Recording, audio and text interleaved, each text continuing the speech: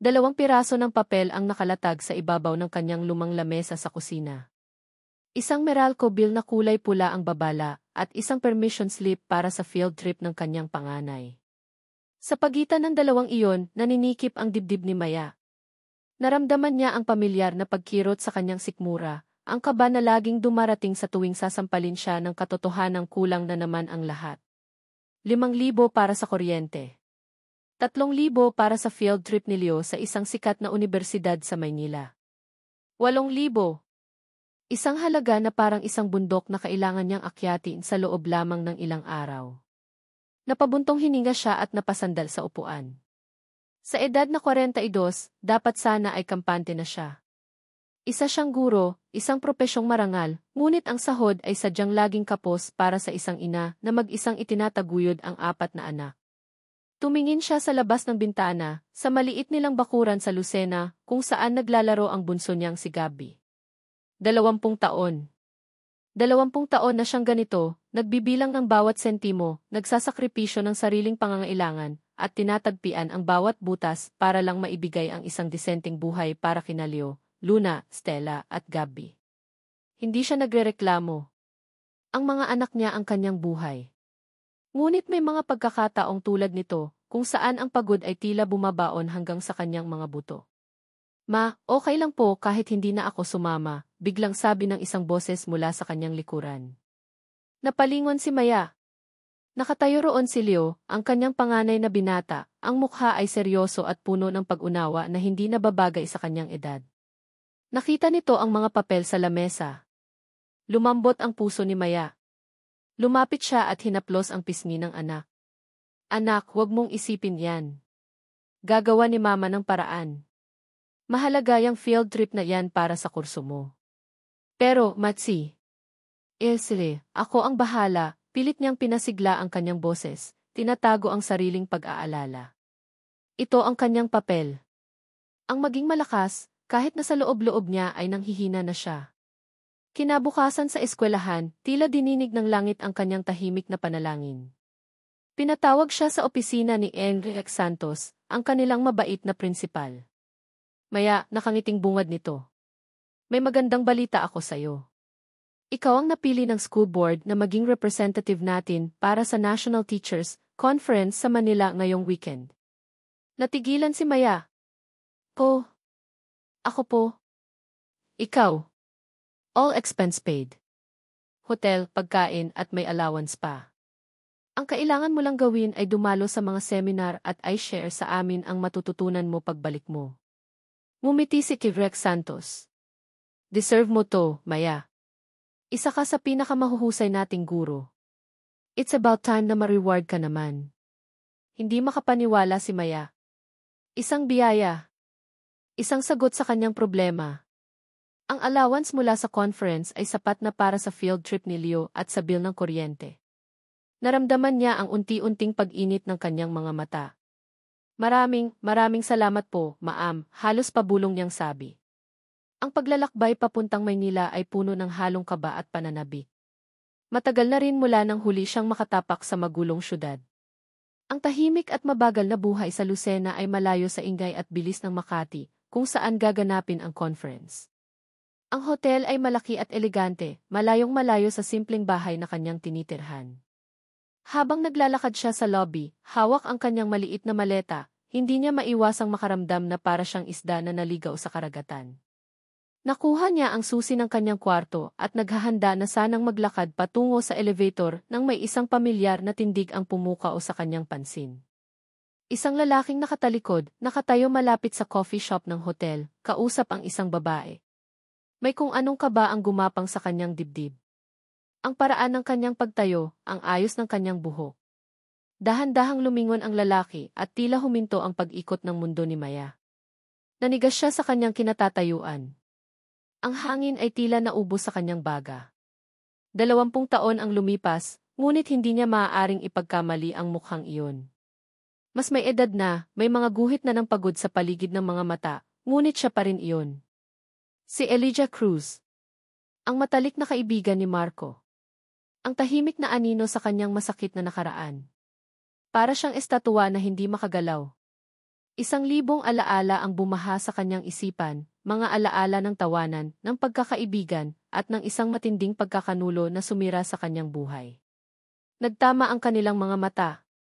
Nakita niya ang gulat sa mukha ni Elijah, na mabilis na napalitan ng isang emosyong hindi niya mabasa, lungkot, pagsisisi, o marahil ay takot. Nagpaalam ito sa babaeng kausap at nagsimulang maglakad palapit sa kanya. Bawat hakbang ni Elijah ay isang malakas na dagundong sa dibdib ni Maya. Gusto niyang tumakbo, magtago, bumalik sa Lucena kung saan ligtas siya. Ngunit ang kanyang mga paa ay tila nakapako sa sahig na gawa sa marmol. Huminto si Elijah sa harap niya. Ang hangin sa pagitan nila ay mabigat, puno ng mga salitang hindi kailanman nasabi. Maya ni. Nabasag ang boses ni Elijah. Kamusta ka na? Hindi siya nakasagot. Nakita ni Elijah ang name tag na nakasabit sa kanyang damit, Maya Reyes, Lucena National High School. Isang mapait na ngiti ang gumuhit sa labi ni Elijah. Hindi ko inaasahan na magkikita tayo rito. Pinilit ni Maya na hanapin ang kanyang boses. Umalis ka na, mahina niyang sabi, puno ng galit na itinago niya sa loob ng 2 dekada. Umiling si Elijah, isang desperadong pag-iling. Tumingin ito sa paligid na para bang may hinahanap o iniiwasan. Maya, sandali lang. Pakinggan mo ako. May kailangan kang malaman. Wala na tayong dapat pag-usapan, matigas niyang sagot at akmang tatalikod na. Teka lang. Hinawakan ni Elijah ang kanyang braso, mahina ngunit sapat para pigilan siya. Parang awa mo na. Nanginig ang boses ni Elijah, puno ng bigat na tila matagal na nitong pasan. Tumingin ito ng diretso sa kanyang mga mata, at sa isang iglap, nakita ni Maya ang anino ng binatang nakilala niya noon, ang binatang tahimik at laging nasa tabi-tabi. Hindi aksidente ang lahat, Maya. May gusto sana akong sabihin tungkol sa atin noon. Ang salitang ki-atin ay tumusok sa puso ni Maya na parang isang punyal. Hindi kailanman nagkaroon ng ki-atin sa pagitan nila. Ang lahat ay tungkol sa kanya at kay Marco. Ang paggamit ni Elijah ng salitang iyon ay nagtanim ng isang nakakagambalang tanong sa kanyang isip, isang tanong na nagbukas ng isang pinto na matagal na niyang isinara at ikinandado. Ang katahimikan sa loob ng kanyang modernong kondo unit sa Makati ay nakakabingi. Para kay Elijah, ang bawat sulok ng mamahaling espasyong iyon ay hindi naghahatid ng kapayapaan, kundi ng pakiramdam na siya ay isang preso. Isang preso sa isang ginintuang hawla na itinayo ng kasalanan at pagsisisi. Pagkarating mula sa hotel, hindi siya umupo. Hindi siya nagbihis. Nanatili siyang nakatayo sa gitna ng sala, ang imahe ni Maya ay malinaw pa rin sa kanyang isipan. Ang galit sa mga mata nito. Ang lamig sa boses nito. Ang paraan ng pag-atras nito na para bang siya ay isang sakit na nakakahawa. Bawat detalye ay isang karayom na tumutusok sa kanyang konsensya. 20 taon. 20 taon niyang sinubukan ibaon sa limot ang lahat. Ngunit sa isang iglap, bumalik ang bigat na dala-dala niya araw-araw. Naglakad siya patungo sa kanyang bar at nagsali ng alak sa isang baso. Ngunit sa halip na inumin, tinitigan niya lang ito. Hindi alak ang kailangan niya, kundi tapang. Isang bagay na matagal na niyang ipinagkait sa kanyang sarili. May kinuha siyang isang maliit na susi mula sa kanyang wallet at binuksan ang ilalim na drawer ng kanyang aparador. Sa loob, sa ilalim ng mga lumang dokumento, ay may isang maliit na kahon. Binuksan niya ito. Sa loob ay may isang kupas. Na litrato. Isang litrato ni Maya, nakangiti habang nakatingin sa kanya, bago pa pumasok si Marco de Villa sa kanilang buhay. Iyon ang ngiting hindi na niya nakita muli. Bumalik sa alaala niya ang isang hapon sa unibersidad. Magkasama sila sa ilalim ng isang puno ng akasya, nagbabasa ng libro. Bigla itong tumawa sa isang bagay na kanyang sinabi. Ang tawang iyon, totoo, walang halong pagkukunwari, ay ang pinakamagandang musikang narinig niya sa buong buhay niya. Iyon ang sandaling nalaman niyang mahal na niya ito. Ngunit ang sandaling iyon ay siya ring ninakaw sa kanya. Isang matinis na tunog mula sa kanyang cellphone ang pumutol sa kanyang pag-iisip. Pangalan ni Marco ang nasa screen. Napapikit si Elijah at huminga ng malalim bago sagutin. Eli, nasaan ang report na pinapahanap ko? Malamig na tanong mula sa kabilang linya. Walang hello, walang kamusta. Utos agad. Nasa email niyo na po, Sir Marco. Isinend ko po kaninang umaga, sagot ni Elijah, pilit na pinapakalma ang sariling boses. Tingnan mo ulit. Wala rito. Pumasok ka ngayon. I-print mo at dalhin mo sa opisina, utos ni Marco bago ibaba ang tawag. Alam ni Elijah na nasa email na ni Marco ang report. Alam niyang isa lang ito sa maraming paraan ni Marco para iparamdam kung sino ang may kontrol. Ito ang kanilang dinamika sa loob ng 20 taon. Si Marco ang hari at siya ang alagad na kailangang sumunod sa bawat utos, gaano man ito kaliit o nakakababa ng pagkatao. Ito ang kabayaran sa kanyang pananahimik. Pagdating niya sa naglalakihang opisina ng De Villa Corp, nadatnan niya si Marco na nakaupo sa kanyang leather na upuan, nakatingin sa malawak na tanawin ng Makati. Sir, sabi ni Elijah, inilapag ang nakaprint na report sa mesa nito. Hindi man lang lumingon si Marco. Good. You can go. Akmang tatalikod na si Elijah nang biglang magsalita muli si Marco, ang boses ay mababa at puno ng pagbabanta. May problema ba, Eli? Natigilan si Elijah. Dahan-dahan siyang lumingon. Nakatingin na sa kanya si Marco, ang mga mata ay matalas na parang kutsilyo. O wala po, sir. Sigurado ka? Isang maliit na ngisi ang sumilay sa labi ni Marco. Parang balisa ka kanina sa hotel. Baka may nakita kang multo. Isang malamig na pawis ang gumapang sa batok ni Elijah. Alam niya. O kung hindi man, naghihinala siya. Ganoon si Marco. Matalas, mapagmasid at laging isang hakbang na nauuna. Pagod lang po siguro sa conference, sir, palusot ni Elijah. Tinitigan siya ni Marco ng ilang segundo, sinusuri ang bawat kislap sa kanyang mga mata. Sa huli, tumango ito. CJ. Huwag mong kalimutan, Eli. Ang nakaraan ay dapat manatili sa nakaraan. Mas maganda ang buhay kung simple lang, hindi ba? Ang banta ay malinaw. Huwag kang gagalaw. Huwag kang magkakamali. Ngunit pag-uwi ni Elijah sa kanyang kondo, hindi takot ang nanaig sa kanya, kundi isang klase ng determinasyon na ngayon lang niya naramdaman. Ang pagkikita nila ni Maya, ang galit sa mga mata nito, at ang pagbabanta ni Marco ay nagsilbing gatong sa natutulog na apoy sa loob niya. Binuksan niya ang kanyang laptop. Sa search bar, nanginginig ang mga kamay na tinipan niya ang pangalan, Maya Reyes. Ilang sandali lang, lumabas ang mga resulta. Isang public profile ng isang guro sa Lucena National High School. Nag-click siya. At doon, tumambad sa kanya ang 20 taon na nawala. Mga litrato ng 4 na bata sa iba't ibang yugto ng kanilang buhay. Isang binatang seryoso ang mukha, kamukhang-kamukha niya noong kanyang kabataan. 2 magkamukhang dalagita na may ngiti ni Maya. At isang bunsong lalaki na may mga matang katulad ng sa kanya. Ang mga anak niya. Napahawak si Elijah sa kanyang dibdib.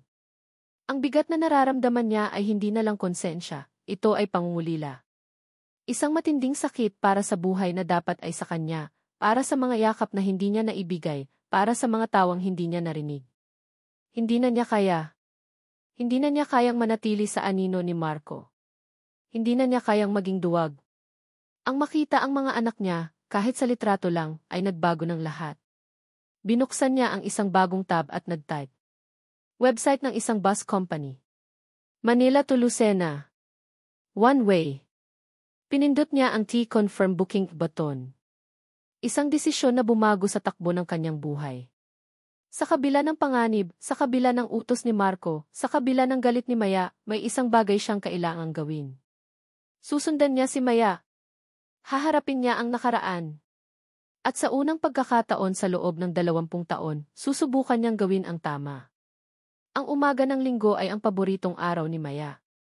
Ito ang nag-iisang araw sa isang linggo kung kailan kumpleto sila sa hapagkainan, walang hinahabol na oras, walang iniisip na takdang aralin. Ang amoy ng sinangag at pritong tuyo ay pumuno sa kanilang maliit na kusina, at ang tunog ng tawanan ng kanyang mga anak ang nagsilbing musika sa kanyang pandinig. Ma, yung tuyo parang silyo, laging seryoso, biro ni Gabi, ang kanyang bunso, habang sinusundot ang isda sa plato. Nagtawanan ang kambal na sina Luna at Stella. Hayaan mo na si Kuya, Gabi. Nag-aaral na para maging sihi, masayang sabi ni Luna.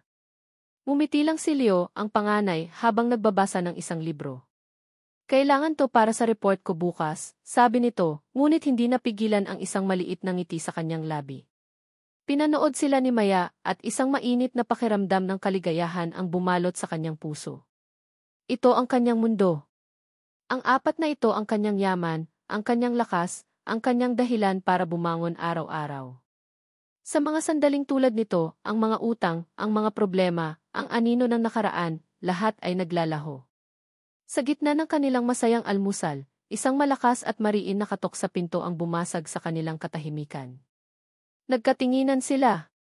Sino naman kaya yan? Tanong ni Maya, nagpupunas ng kamay sa kanyang duster. Baka si Aling Nena, nang hihingi ng asukal. Tumayo siya at naglakad papunta sa pinto. Ngunit sa pagbukas niya, ang ngiti sa kanyang mga labi ay unti-unting naglaho. Ang dugo sa kanyang katawan ay tila nagyelo. Ang hangin ay ninakaw mula sa kanyang mga baga. Nakatayo sa harap niya, sa labas ng kanyang bahay, sa kanyang ligtas na mundo, ay si Elijah Cruz. Nakatitig ito sa kanya, ang mga mata ay puno ng isang halo ng determinasyon at takot. Ang suot nitong damit ay halatang gusot na mula sa bayahe. Anong ginagawa mo rito? Ang boses ni Maya ay naging isang galit na pabulong. Agad siyang lumabas at isinara ang pinto sa kanyang likuran. Ayaw niyang marinig o makita siya ng mga anak niya. Paano mo nalaman ang tirahan ko? Maya, mag-usap tayo, parang awa mo na, pakiusap ni Elijah, ang boses ay nanginginig. Wala tayong dapat pag-usapan, giit ni Maya, ramdam ang muling pag-akyat ng galit na 20 taon niyang kinimkim. Pinapunta ka ba ni Marco? Sabihin mo sa kanya, wala siyang makukuha sa akin. Matagal na kaming tapos. Umiling si Elijah, ang kanyang mukha ay nagpapakita ng sakit. Hindi si Marco ang pinunta ko rito.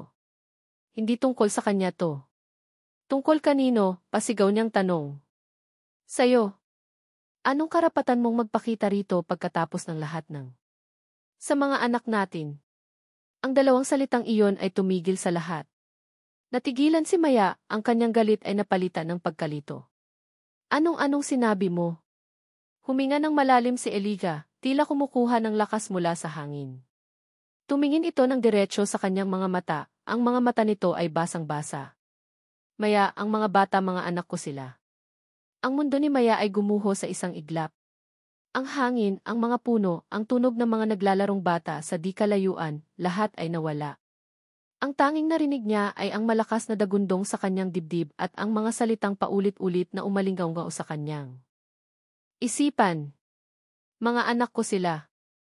Isang tawa ang kumawala sa kanyang lalamunan, isang tawang walang saya, puno ng sakit at pang-iinsulto.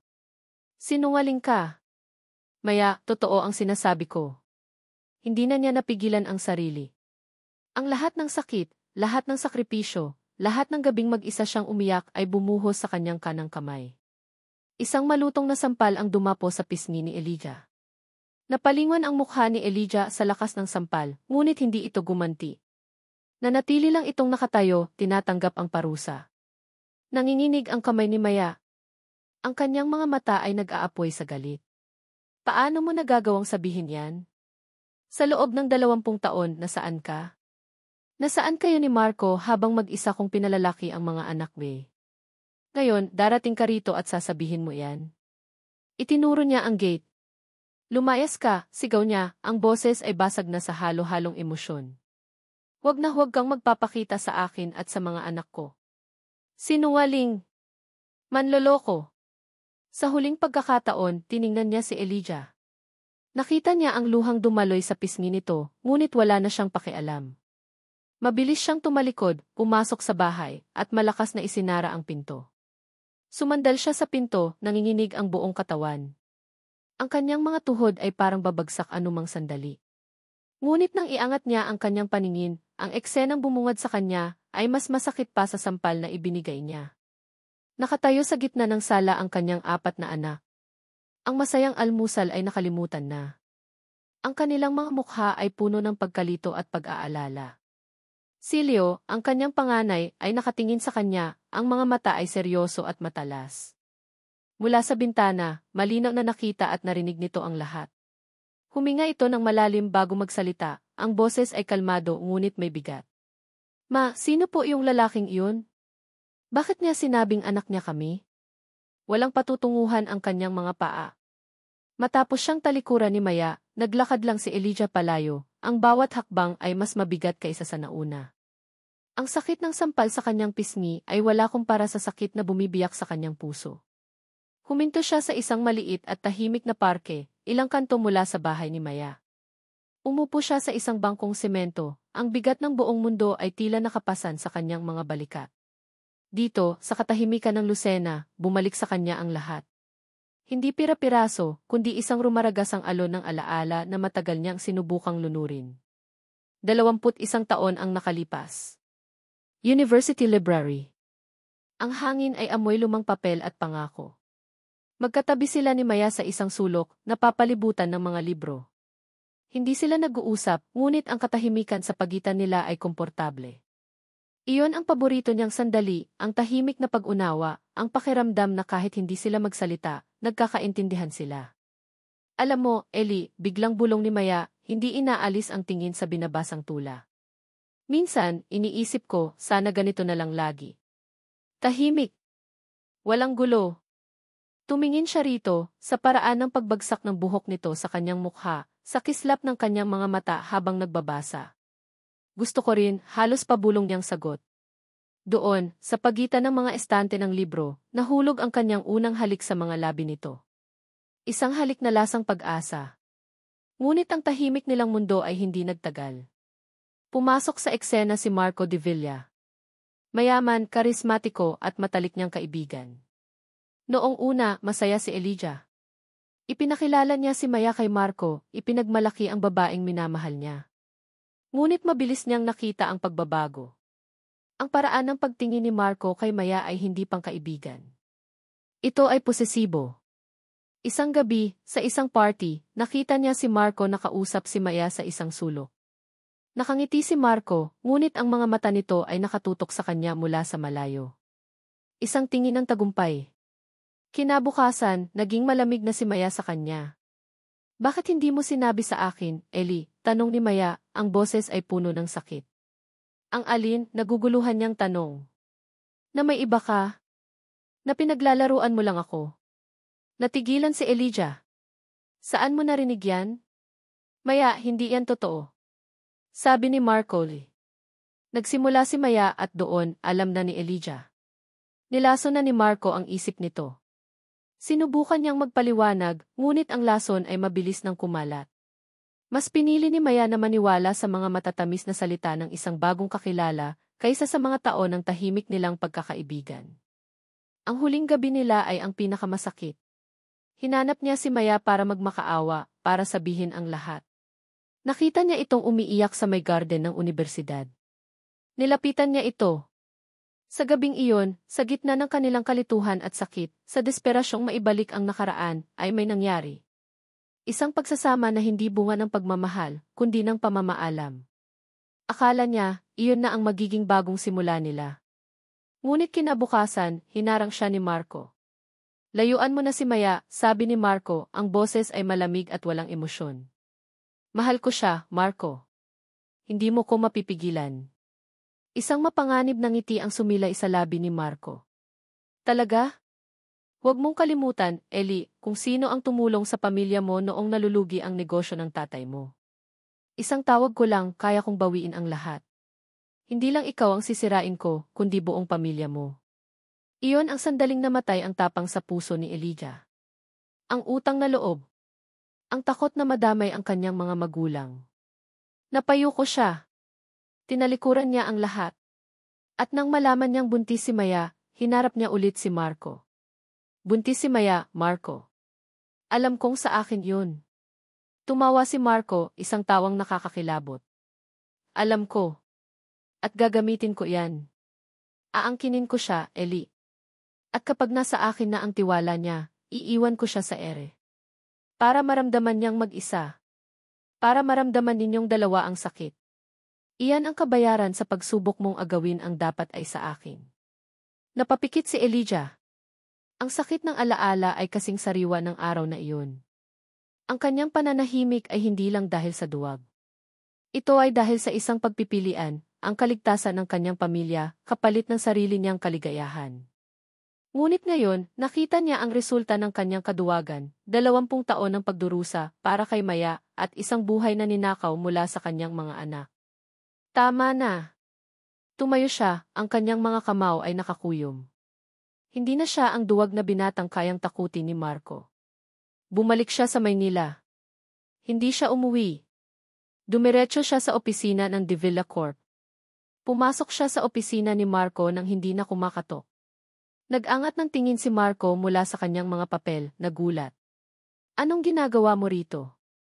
Tapos na ang pananahimik ko, Marco, kalmadong sabi ni Elijah. Ang boses niya ay hindi na nanginginig. Ito ay matatag. Tumawa si Marco, ngunit ang tawa ay pilit. Ano to, Eli? Nagkaroon ka na ba ng tapang? Pumunta ako sa Lucena. Nakita ko sila. Nawala ang ngiti sa mukha ni Marco. Sabi ko sa'yo, huwag mong gagalawin ang nakaraan. Hindi na ako natatakot sa'yo, sabi ni Elijah. Sasabihin ko na kay Maya ang lahat. Ang bawat kasinungalingan mo. Sumandal si Marco sa kanyang upuan, isang mapanganib na kislap sa kanyang mga mata. Gawin mo. Tingnan natin kung sino ang paniniwalaan niya. Ang isang hamak na assistant o ang isang sihi na matagal na niyang kilala? Good luck, Ellie. Alam ni Elijah na may punto si Marco. Salita laban sa salita. Kailangan niya ng higit pa roon. Mabilis siyang bumalik sa kanyang kondo. Kinuha niya ang maliit na kahon sa ilalim ng drawer. Kinuha niya ang nag-iisang larawan nila ni Maya, ang larawan sa ilalim ng puno ng akasya, bago pa man dumating si Marco. Ang ebidensya ng isang nakaraang ninakaw. Sumakay siya ulit ng bus pabalik ng Lucena. Hindi na siya nag-aksaya ng oras. Bumalik siya sa bahay ni Maya, ang puso niya ay kumakabog hindi sa takot kundi sa determinasyon. Kumatok siya ulit. Ilang sandali bumukas ang pinto. Si Maya. Ang mukha nito ay pagod at puno pa rin ng galit. Ano na naman, matigas niyang tanong. Walang sinabi si Elijah. Dahan-dahan niyang inilabas ang kupas na litrato mula sa kanyang bulsa at ipinakita ito kay Maya. Natigilan si Maya. Kinuha niya ang litrato, ang kanyang mga daliri ay nanginginig habang hinahaplos ang kanilang mga nakangiting mukha sa papel. Isang alaalang matagal na niyang kinalimutan. Tumingin si Maya mula sa litrato patungo sa mga mata ni Elijah, puno ng pagkalito. Huminga ng malalim si Elijah at sinabi ang mga salitang magpapabago sa lahat. Maya, hindi aksidente ang lahat. Hindi kita iniwan. Sinadya ni Marco ang lahat para sirain tayo. Ang kupas na litrato sa nanginginig na mga kamay ni Maya ay tila may sariling bigat. Bawat sulok ng larawan ay isang paalala ng isang nakaraang simple at masaya, isang nakaraang pinili niyang kalimutan, pinili niyang ibaon sa ilalim ng galit at sakit na dulot ni Marco. Tumingin siya kay Elijah, ang kanyang mga mata ay nagtatanong, naguguluhan, natatakot sa kung ano ang susunod na maririnig. Pumasok ka, halos pabulong niyang sabi, bago pa niya mapigilan ang sarili. Sumunod si Elijah sa loob. Ang sala ay tahimik. Wala ang mga bata, malamang ay nasa kani-kanilang silid, nagtatago sa tensyong bumabalot sa kanilang tahanan. Umupo sila sa dalawang magkahiwalay na silya, ang pagitan nila ay puno ng 20 taon ng mga kasinungalingan. At doon, nagsimulang magkwento si Elijah. Isinalaysay niya ang lahat. Ang tahimik nilang pagtitinginan sa unibersidad. Ang selos ni Marco. Ang mga kasinungalingang ibinulong nito kay Maya para sirain sila. Ang pagbabanta sa kanyang pamilya. At ang pinakamasakit sa lahat, ang malupit na plano ni Marco na angkinin at pagkatapos ay iwan si Maya, hindi dahil sa pagbubuntis, kundi bilang isang ganti para saktan silang dalawa. Habang nagsasalita si Elijah, hindi kumukurap si Maya. Bawat salita ay parang isang piraso ng bubog na unti-unting bumabaon sa kanyang puso. Ang galit niya kay Elijah ay dahan-dahang napapalitan ng isang mas malalim na emosyon, isang nakakaparalisang realisasyon. Ang buong buhay niya, ang pundasyon ng kanyang pagiging ina, ang sakit na humubog sa kanya, lahat pala ay itinayo sa isang napakalaking kasinungalingan. Hindi siya biktima ng isang simpleng pag-iwan. Siya ay naging isang kasangkapan sa isang malupit na laro ng paghihiganti. Nang matapos magsalita si Elijah, ang tanging tunog sa silid ay ang mabibigat nilang paghinga. Wasak ang mundo ni Maya. Hindi niya alam kung ano ang iisipin, kung sino ang paniniwalaan. Ang lalaking nasa harap niya ba ay nagsasabi ng totoo, o isa lang itong desperadong tao na gumagawa ng kwento para linisin ang sariling pangalan? Ngunit ang sakit sa mga mata ni Elijah, ang bigat sa bawat salita nito, nararamdaman niyang totoo ang lahat. At ang katotohanang iyon ay mas masakit pa kaysa sa 20 taon na inakala niyang alam niya. Bakit ngayon lang, basag ang boses na tanong ni Maya. Dahil duwag ako, aminado ni Elijah, ang tingin ay nakayuko sa sahig. Dahil natakot ako para sa pamilya ko. At araw-araw sa loob ng 20 taon, pinagsisihan ko iyon. Patawarin mo ako, Maya. Bago pa man makasagot si Maya, isang motorsiklo ang huminto sa tapat ng kanilang bahay. Ilang sandali pa, may kumatok. Isang lalaking nakauniporme ng isang courier service. Delivery po para kay Ms. Maya Reyes, sabi ng lalaki. Naguguluhang lumapit si Maya sa pinto at kinuha ang isang malaking brown envelope. Walang nakasulat na pangalan ng nagpadala, tanging ang pangalan lang ng isang kilalang law firm sa Makati. Nanginig ang kanyang mga kamay habang pinupunit ang sobre. Sa loob, may ilang makakapal na papel na nakakabit sa isang folder. Binasa niya ang unang pahina.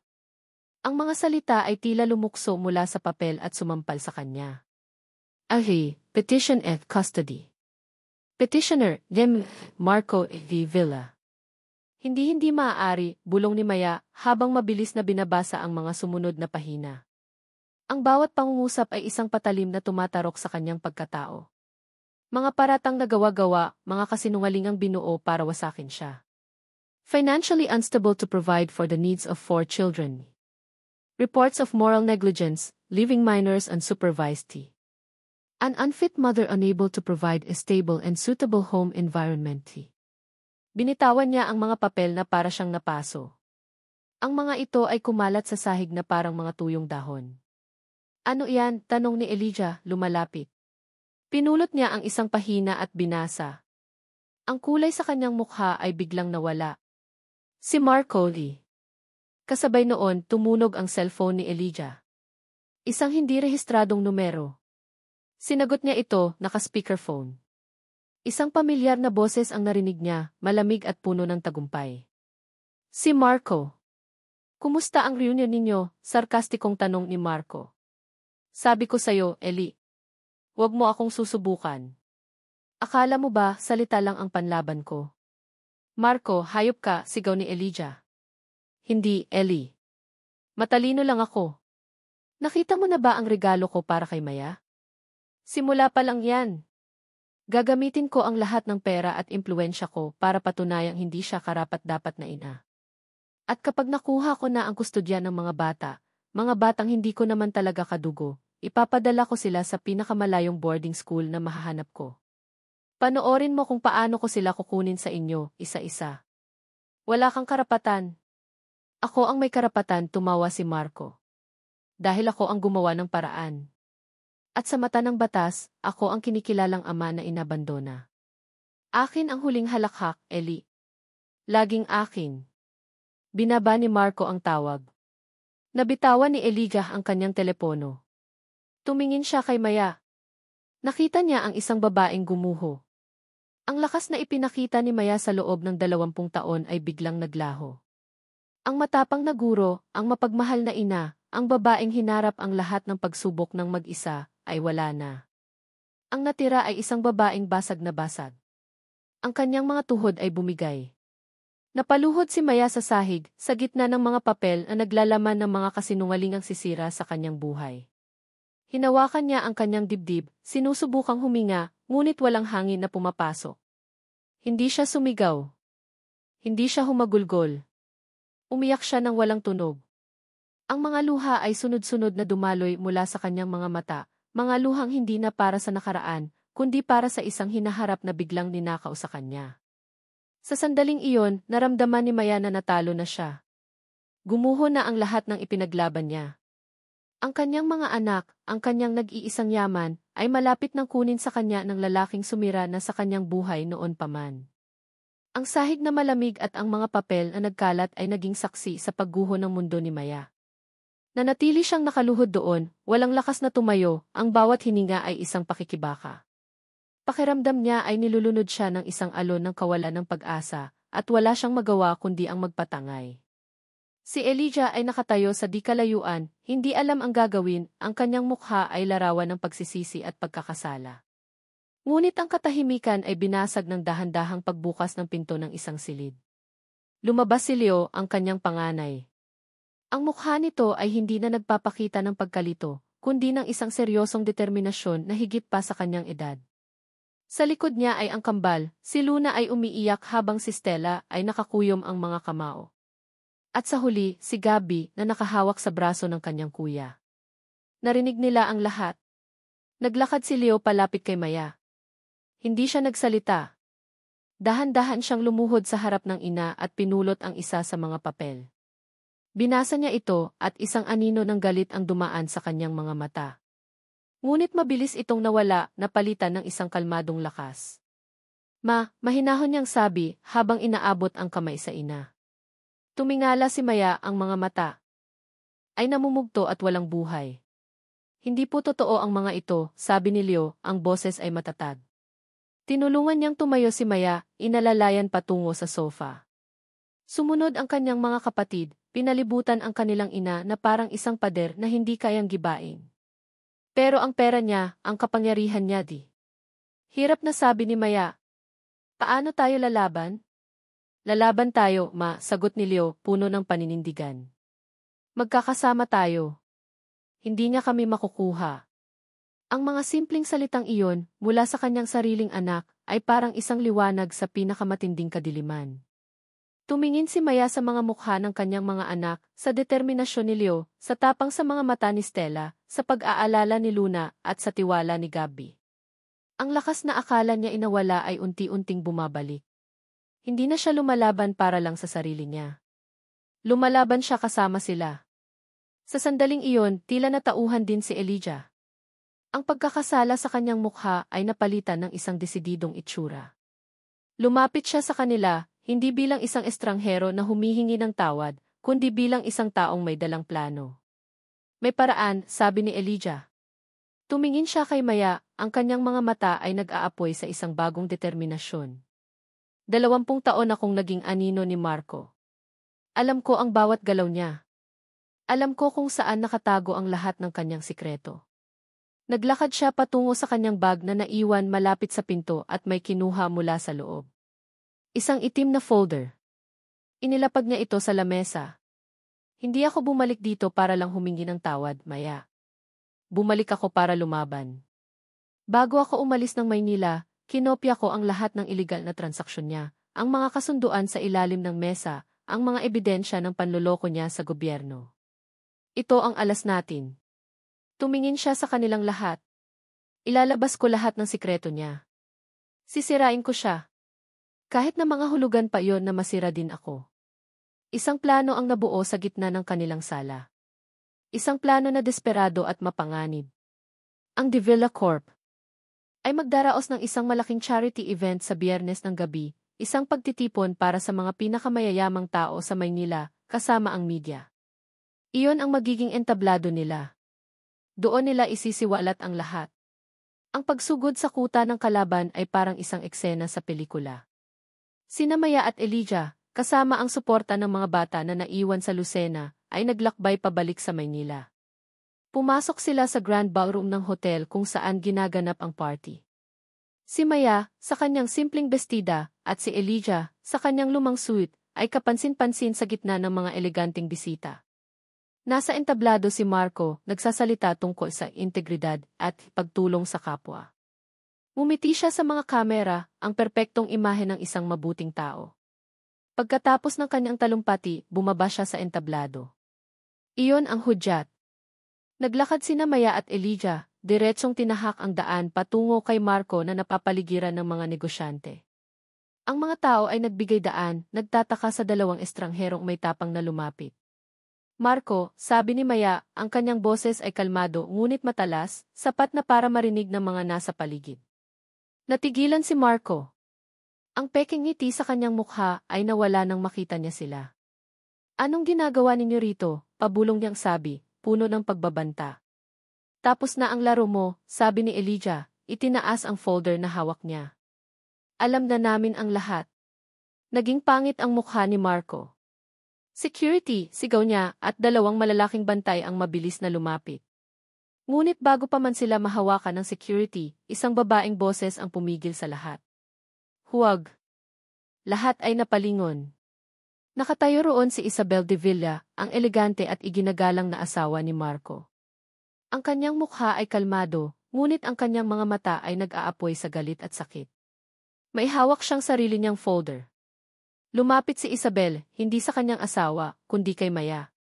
Tumingin siya rito, isang tingin ng pag-unawa mula sa isang babae, patungo sa isa pa. Patawad, mahinang sabi ni Isabel kay Maya, bago humarap kay Marco. Ang buong ballroom ay nanahimik, lahat ay nakikinig. Ano nang ibig sabihin nito, Isabel? Naguguluhang tanong ni Marco. Ilang buwan na akong nagdududa, Marco, sabi ni Isabel, ang boses ay matatag. Kumuha ako ng private investigator. At kaninang hapon narinig ko ang usapan ninyo ni Elijah sa telepono. May recording device sa opisina mo na hindi mo alam. Binuksan niya ang folder na dala niya. Tama na ang mga kasinungalingan, Marco. Alam ko na ang lahat. Ang huling salitang iyon ay ang pinakamatinding pagsabog. Hindi mula sa bomba, kundi mula sa katotohanang matagal nang nakatago. Sa harap ng kanyang mga kasosyo, ng media, at ng buong alta sosyedad, ang perpektong mundo ni Marco de Villa ay nagsimulang gumuho. Ang pagsabog ng katotohanan sa charity event ay hindi lang isang eskandalo, ito ay isang lindol na yumanig sa pundasyon ng mundo ni Marco de Villa. Sa mga sumunod na araw at linggo, naging laman ng bawat balita ang kanyang pagbagsak. Ang mga headline sa dyaryo ay walang awa, Lee Villa Corp. Stocks plummet, C. Marco Y. Villa faces fraud charges, Isabel C. Villa files a annulment. Ang toring itinayo niya sa pamamagitan ng kasinungalingan at panloloko ay gumuho, at sa ilalim ng mga guho, naiwan siyang mag-isa. Para kina Maya at Elijah, ang ingay ng eskandalo ay isang malayong ugong na unti-unti nilang tinalikuran. Umuwi sila sa Lucena, dala ang isang mabigat ngunit mapagpalayang katotohanan. Maya. Ang unang linggo ay ang pinakamahirap. Ang bahay, na dati kanyang santuwaryo, ay naging isang lugar ng mga hindi nasasabing tanong. Si Elijah ay nanuluyan sa isang maliit na paupahan malapit sa kanila, ngunit araw-araw itong dumarating, hindi para pilitin ang sarili, kundi para lang maging isang presensya. Ang unang key family dinner nila ay isang eksenang puno ng katahimikan. Ang tunog lang na maririnig ay ang kalansing ng mga kubyerto sa plato. Nakaupo si Elijah sa kabilang dulo ng mesa, sa silyang laging bakante. Nakatingin si Maya sa kanyang plato, hindi alam kung ano ang sasabihin. Paano nga ba sisimulan ang isang pag-uusap na 20 taon nang naantala? Nakikita niya sa gilid ng kanyang mga mata ang pag-aalangan sa mukha ni Elijah, ang takot na baka mali ang kanyang masabi o magawa. Napansin din ito ng mga bata. Si Leo ay seryosong kumakain. Ang kambal ay nagkakatinginan lang. Ang katahimikan ay mabigat, halos nakakasakal. Hanggang sa si Gabi, ang kanyang bunso, ang bumasag nito. Tumingin ito kay Elijah, ang mga mata ay puno ng inosenteng kuryosidad. Tito LED. Simula ni Gabi. Lahat ay napatingin sa kanya. Natigilan si Elijah, tila nagulat na kinakausap siya. Bakit, Gabi? Isang maliit na ngiti ang sumilay sa labi ng bata. Pwede po ba kaming mag-basketball bukas? Isang simpleng tanong. Ngunit para sa lahat ng nasa hapag na iyon, ito ay higit pa sa isang tanong. Ito ay isang paanyaya. Isang maliit na sinag ng normalidad sa gitna ng kanilang magulong sitwasyon.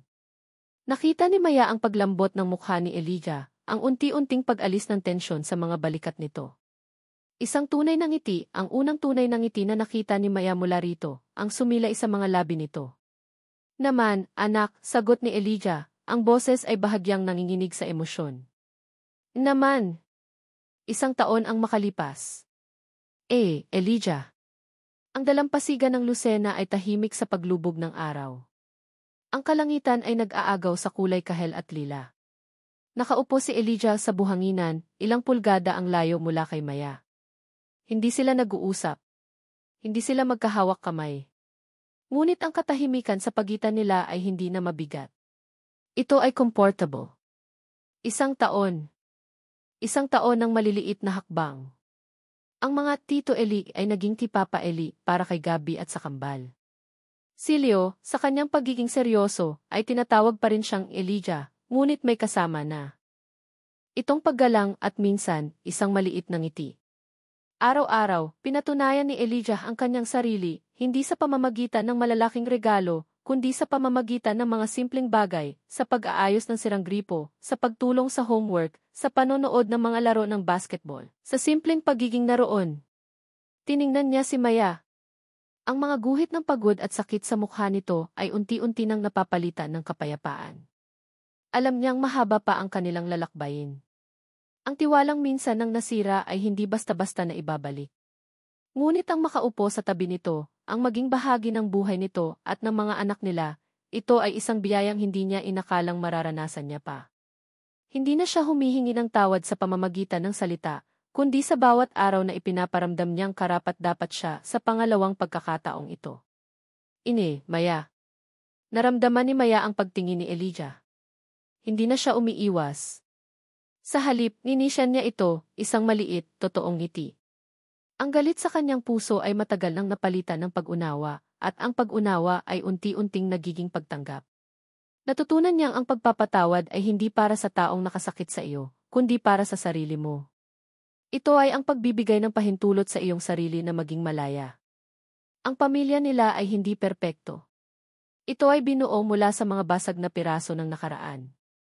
Ngunit sa bawat araw na dumadaan, ang mga pirasong iyon ay mas tumitibay, pinagdudugtong ng pasensya at pagmamahal. Kasabay ng paglubog ng araw, narinig nila ang pamilyar na tawanan mula sa di kalayuan. Paparating ang kanilang 4 na anak, naghahabulan sa dalampasigan. Ma! Pa, sigaw ni Luna, kumakaway. Lumapit sila at umupo sa paligid nila, dala ang kanilang mga kwento tungkol sa araw na iyon. Napuno ng buhay at sigla ang kanilang tahimik na sandali. Pinanood ni Maya ang eksena sa kanyang harapan, si Leo na may ipinapakitang libro kay Elijah, ang kambal na nag-aagawan sa isang shell na kanilang napulot, at si Gabi na sumandal sa kanyang balikat. Ang larawang ito, isang hindi perpekto ngunit buong pamilya, ay ang katuparan ng isang pangarap na hindi niya alam na mayroon pala siya. Tumingin siya sa papawirin sa huling sinag ng araw na nagpapaalam. Isang ngiti ang muling namutawi sa kanyang mga labi. Hindi ito ang ngiti ng isang babaeng umibig muli, hindi pa. Ito ay isang ngiting mas malalim, mas makahulugan. Isang ngiti ng isang inang nakahanap ng kapayapaan. Isang ngiti ng isang babaeng natutong maghilom.